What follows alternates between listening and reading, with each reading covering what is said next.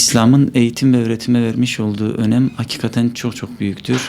Kur'an-ı Kerim'e baktığımız zaman ve Hazreti Peygamber Aleyhisselatü Vesselam'ın hadisleri ışığında bu husus değerlendirildiğinde buna verilen önem açık bir şekilde görülmektedir. İlme, alime, eğitime ve öğretime verilen önem gerçekten göz önüne çıkıyor.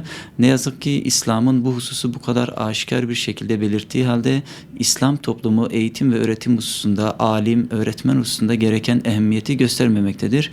Dünya hayatı ve onun süsüne verilen değer, dünya ve içindekilere verilen değer, İslami eğitime, öğretime, alime ve ilme verilmemektedir. Tabii ki sağlıklı bir neslin yetişmesinde, fikren, bedenen, zihnen, sosyal olarak sağlıklı bir neslin yetişmesinde eğitim ve öğretimin önemi tartışılmazdır. Önemli olduğu hususunda herkes hemfikirdir. Tabii bu hususta öğretmenlerimize ve alimlerimize çok önemli görevler düşmektedir. Özellikle çocukların tertemiz bir yaratılışa sahip olduğu, saf, meraklı, iyiye ve kötüye açık olduğu unutulmamalı. Sözlerden daha çok davranışlara itibar ettiği unutulmamalıdır. Bundan dolayı öğretmenlerimiz ve alimlerimiz model olma hususuna gereken ehemmiyeti göstermeleri gerekmektedir.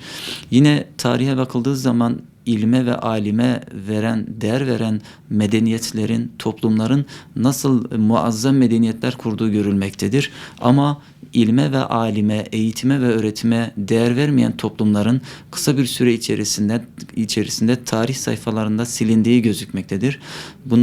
Buna binaen şu anki İslam toplumunun gerçek anlamda eski gücüne kavuşabilmesi adına eğitim ve öğretim hususu, ilim ve alim hususu gereken değeri görmelidir diye düşünüyorum. Bu konuda öğretmenlere düşen görev gerçekten ağırdır.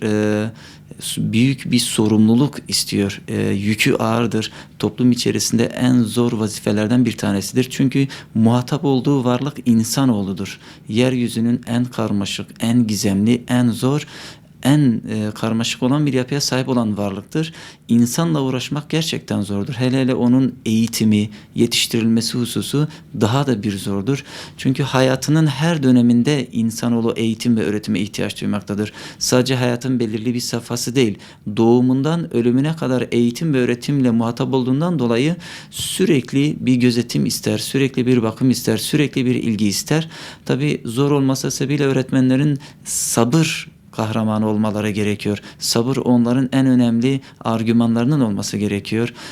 Zorlanabilirler, sıkılabilirler, zorluk yaşayabilirler ama sabır çok çok önemlidir. Sonuçta yaptıkları vazife kutsi bir vazifedir. Hem Allah'ın rızası hem insanların hoşnutluğu hususu açısından önemli bir vazifedir.